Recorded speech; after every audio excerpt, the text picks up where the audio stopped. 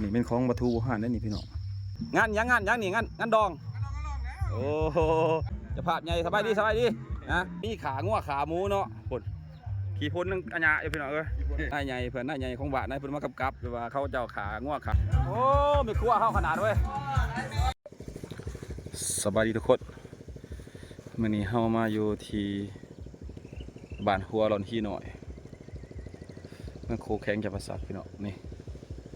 พาพี่น้องมาเบิ่งบรรยากาศบ้านหัวร้อนที่หน่อยเขาเจ้าปล่อยกล้วยกินตามธรรมชาติพี่น้องนี่โอ้กล้วย3 ตัวกันนะหักเลยวะแม่กับลูกมันมาหากินหญ้าบางทีมันเห็นขอยมันจ่องมองเขาเลย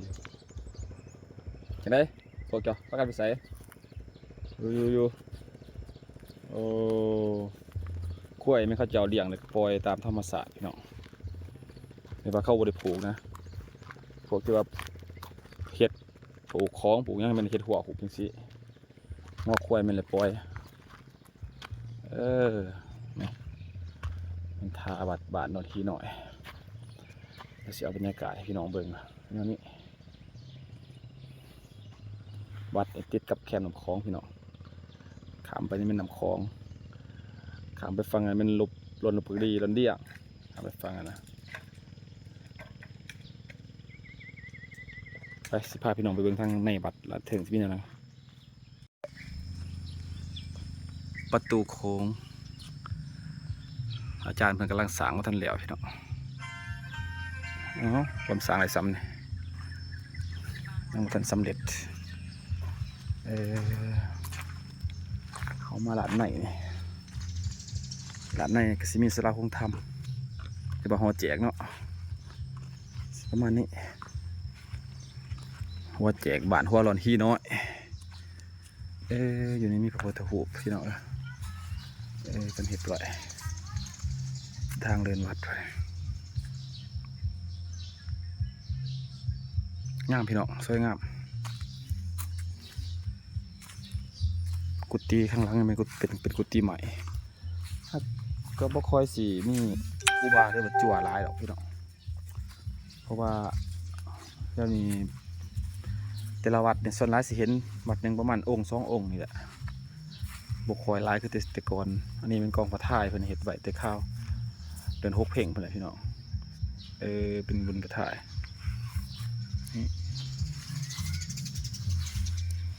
นี่มันซิมที่ว่าสร้างว่าท่านสำเร็จมันกำลังสร้างยังว่าท่านสำเร็จเนาะเดินวัดนี่ก็สิบกว้างก็ได้ดอกเนี่ยที่นี่ก็สิประมาณความยาวประมาณ100 เมตรความกว้างสิประมาณอยู่60-70 เมตรนั่นแหละที่ห้องเดินวัดนี่เป็นสางพุทธภูใบน้ำพรมใหม่ก็มีนี่เป็นวัดที่เก่าแก่หลายเส้นคนมาแล้วพี่น้องแต่ว่ากสิประมาณนี้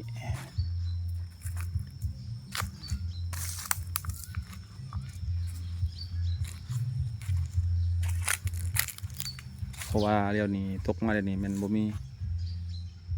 จั่วกูบาอยู่หลายนะวัดหนึ่งก็สิประมาณ2-3 องค์แหละมีกูบาจั่วอยู่หลายเรียกว่าการพัฒนาวัดว่าอารามก็สิประมาณนี้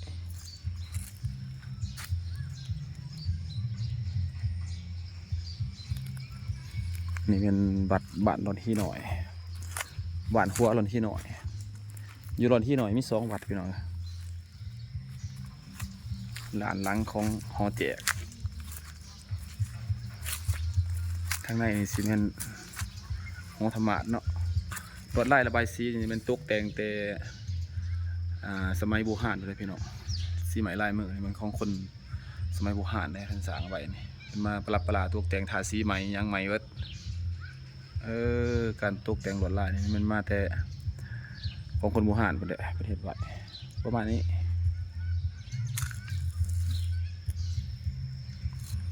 ห่อแจกนี่มันใส่แบบแต่ก่อนมันใส่เป็นซิลเอา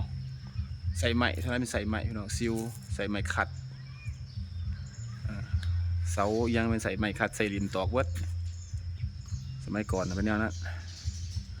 ไม้ใส่ไม้ลำเดียวเฮ็ดนี่ประมาณนี้แต่ว่าสมัยเดี๋ยวนี้เพิ่นสนไรเพิ่นมาลัดแปลงไม้มันพูนพังเพิ่นก็เอามาใส่เป็นขาวเล็กเรียกว่ามุ้งสังกะสีเข้าไปแต่ก่อนนี่จะเป็นมุ้งดินคอพี่น้องดินคอเพมันพังเพิ่นก็ตกแต่งเฮ็ดไม้แก้ไขไม้ประมาณนี้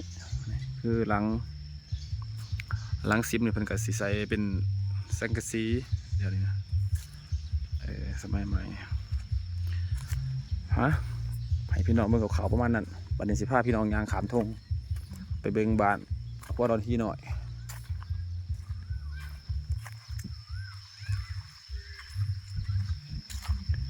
บ้านตอนที่หน่อยกับทงหน้าขามไปประมาณบ่200 เมตรความกว้างของบ้านขามทงไปหอดตอนนี้ไปเป็นน้ำคลองอันนี้เป็นถาดที่เป็นถาดที่เก่าแก่ของคนสมัยก่อนนี่สิประมาณนี้เนาะจังสิบ่ได้มีลิงมีลายบ่ได้มีหยังง่ายๆนะเป็นแบบนั้นสภาพสมัยแต่ก่อนแต่ว่าตกมาสมัยใหม่นี่สมัยใหม่ประเสริฐแบบนี้มีลิงมีละนี่มีคันยังคักแน่ตัวนี้เป็นสมัยใหม่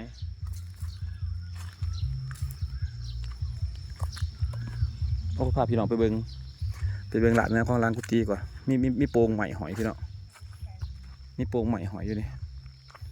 เพราะว่าสมัยก่อนนั่นเขาเป็นสิเฮ็ดทั้งบ่ได้เฮ็ดเป็น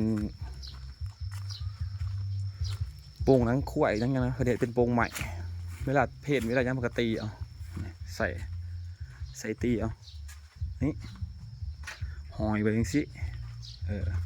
อันนี้เป็นของปลาทูห่านนั่นนี่พี่น้องทั้ง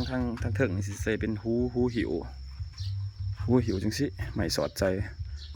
แต่ว่าทางกลางนี่สิเป็นหูพี่น้อง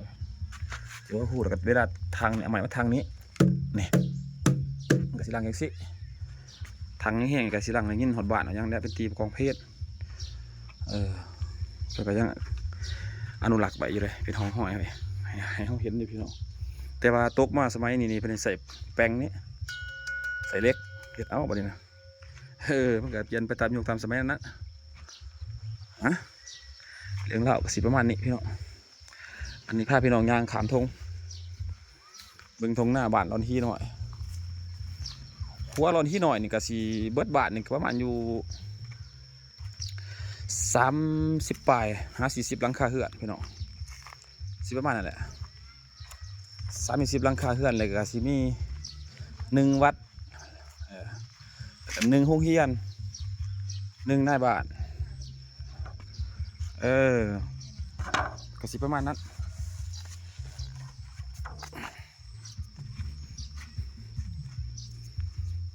เพราะว่าบ้านนี้มันบ้านอยู่กลางคลองเป็นดอนนะพี่น้องจุ่มบ้านก็สิมีเพียงนี้เพียงขอบเขตเนื้อวัดนี่ขึ้นไปนี่เกี่ยวไปทางนี้แล้วก็สิลงไปฮั่นประหอดฟังก็เป็นสุดบ้านพี่น้องลงไปหันก็เป็นป่าเบิดเป็นป่าเบิดเป็นปัวไห้หัวหน้าเป็นบนเถียงไห้เถียงหน้าไปตรงไปทันเขตบ้านคนก็สิมีแต่ประมาณนี้นี่ประมาณเทือน2 สัตว์ขึ้นมาเนี่ยหากแต่ว่าเขตนี้เป็นก้อหลอดอยู่แต่ว่าเมื่อเบิ่งขึ้นแล้วเนี่ยเพื่อนพี่น้องประชาชนพ่อแม่ประชาชนมีหลังบักใหญ่เลยพี่น้องหลังใหญ่ส่วนหลายนะบริมีเพื่อนหน่อยเลยพี่เป็นเพื่อนโกเพื่อน2 สัตว์ก็มียังเห็นมีเพื่อน2 สัตว์ก็มีพี่น้องเห็นปะเสียวมงกวงเบิ่งเป็นเพื่อนโกเพื่อน2 สัตว์เพื่อนขนาดเป็นเพื่อนใหม่ก็เป็นงามๆเลยพี่น้องแล้วงามโบซูซีมีก็เป็นเพื่อนมุ่งหยาโบมีเลยอ่ะอยู่บ้านนี่นะโบมีเลยเพื่อนมุ่งหยาโบเห็นเลยนี่ขันมาเนี่ยก็เป็นปลาเขาเสียเอาให้เบิ่งวางท่าเนื้อไปอีกวางหัว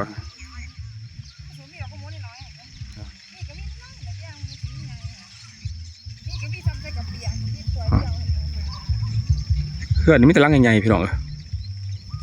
ส่วนลายนะก็ซ้ำว่า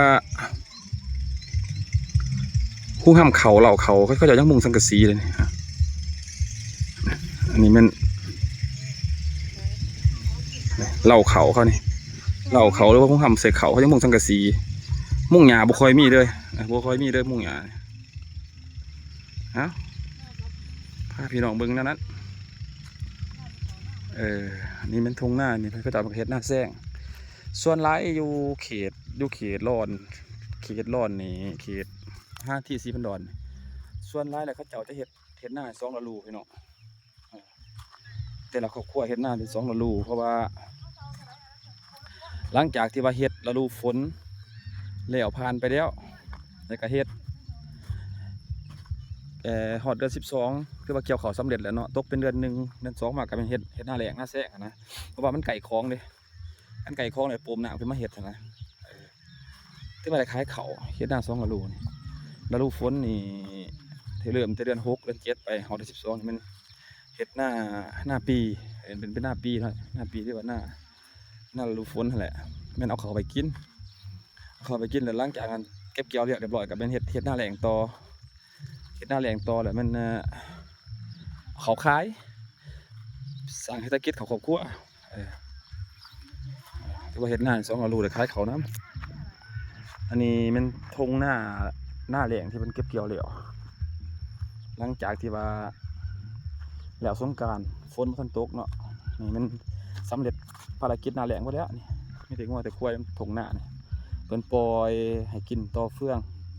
กินกองเฟืองที่ว่าพัดเขาเลยเอายังเหลวนะปล่อยให้ง่วยควายกินเดี๋ยวจะเขาสู่ฤดูหน้าฝนอีกที่ว่าปีนึงแค่2 เทื่อเนาะก็ใส่เวลาหาปลานะปลาก็หลายเขียดเนี่ยหาปลาไปปล่อยตลาดหาปลาน้ำอันนี้เป็นกองห้อยกองเฟืองที่เป็นจุดถิ่มบางทางจะว่างว่าควายบ่มีหลายกับยันกินบ่เบิดยันฝนตกมาถือก้อนกับจุดถิ่มมันจะไถหน้ายากขึ้นมาหาปลานี่อยู่เขตนี่สำหรับฤดูกาลนี่มันปลากำลังขึ้นปลาหลายเลยพี่น้องปลาหลายเพราะว่าอยู่เขตลอดโค้งมันโค้งเท่านี้นะเขตไต่เท่านี้ปูปลาเนี่ยพอได้กินทุกย่าม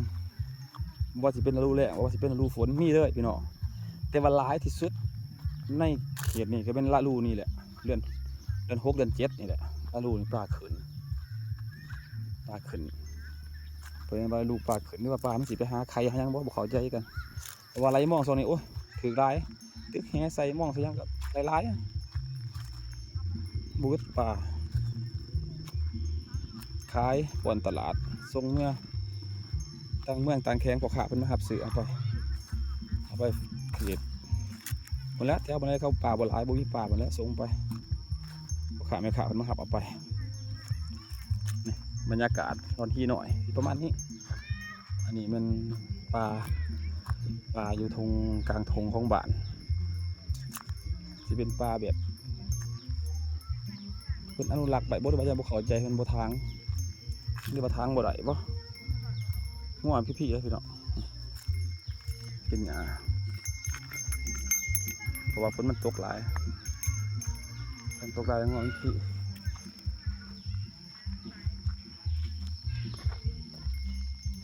เพื่อนมึงซ่านที่รังใหญ่ๆ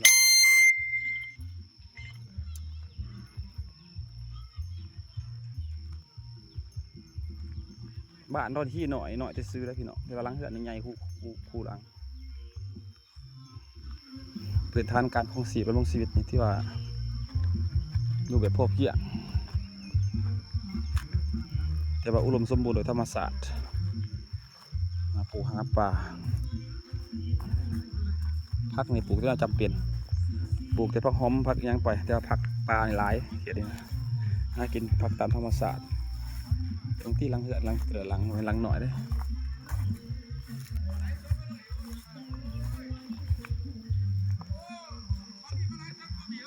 สบายดีโอ้มื้อนี้เพิ่นมื้อนี้เพิ่นมีงานดองพี่น้องงานดองงานยังนี่งานดองโอ้โหงานลอกไฟกันเฮือนเนาะที่ว่าเป็นงานบุญเอวเนาะงานมวนงานซืนเนื้อพี่น้องเลยโอ้มีงานดองตามเหตุของประเพณีประกาศเช่นนี้ พิซซ่าสปอร์ตเพื่อนจัดงานดองพุ่นแขกคนไปเต็มบ้านตั้งดองมื้อนี้ตั้งเล่ามื้อนี้บ่สบายดีจะภาพใหญ่เพื่อนอันนี้เขาเฮ็ดหยังกันทางนี้เนี่ยโอ้มีงานดองกับมีงานดองกับมีการลบหมูไอ้เนาะโอ้จะภาพใหญ่สบายดีนะกำลังมาโอ้มีแต่จับภาพมีแต่จับภาพใหญ่เว้ยมาสบายดีงานดองพี่น้องเพิ่นจัดสถานที่หับแขกหับคนแล้วสิพาพี่น้องไปเบิ่งเขาเฮ็ดอีหยังทางนี้โอ้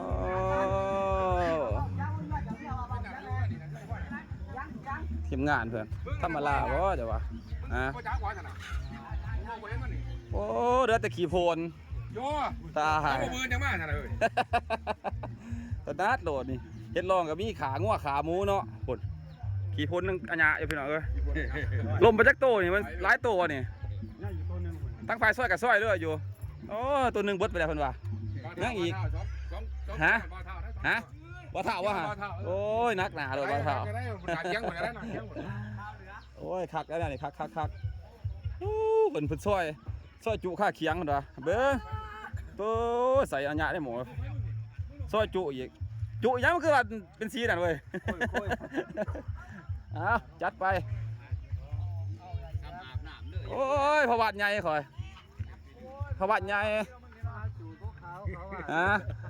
สบายดีโอ้คนรอของบาทได้นี่นายใหญ่เพื่อนนายใหญ่ของบาทนายเพื่อนมากำกับหรือว่าเขาเจ้าขาง่วขาคุ้ยพญานขลักเอาสิไปกินไม่ได้เป็นมากำกับอย่างนี้เบิ่งขึ้นได้ไอ้น้องเขางานดอกงานแก้วก็มีการขาง่วขาคุ้ยเนาะจักโตขาไปจักโต2-3บ่นี่3 โตแล้วตาย3 โตแล้วเดี๋ยวเสียมาอีกตัวนึงนี่เอามาอีกตัวนึงสนัดโดดเป็นตัวที่4เป็นตัวที่4บาทนี่คือว่ากินนักปุ่นนั่งยางไปแถวทงทำสิกินโหลดยางไปแถวอยู่เพิ่นประวัติมา4 ตัวเอาโหลดมาสั่นแล้วลองยังไงกันราคาให้เขา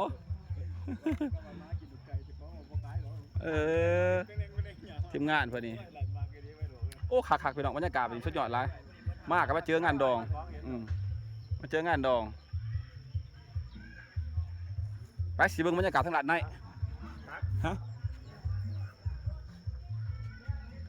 สิเบิ่งอะไรฮะเบิ่งบรรยากาศทางหลัดในสิเป็นอะไรพี่น้อง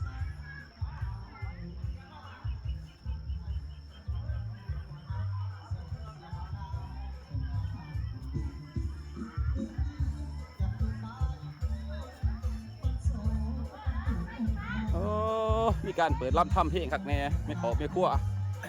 ช่วยกันเป็นระยะพี่น้องเลยนัดโดด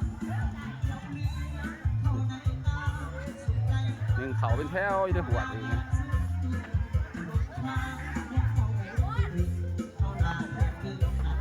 โอ้ไม่คั่วเข้าขนาดเว้ย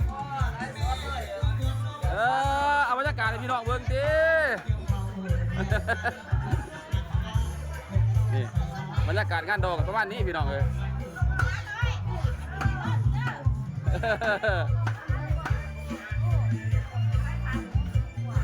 ที่ว่าตอนทับแขกมื้ออื่นวันนี้เพิ่นก็เริ่มเฮ็ดอาหารปลาไหวเนาะมื้ออื่นเพิ่นก็แขกมาผูกแขนเนาะที่ว่าเซิร์นเขามากินมื้ออื่นเนาะวันนี้กาเกียมเฮ็ดใส่เฮ็ดย่ำไปเนาะพวกแคมลองเนาะคักโอ้ง่วยลมลงไป2-3 ตัว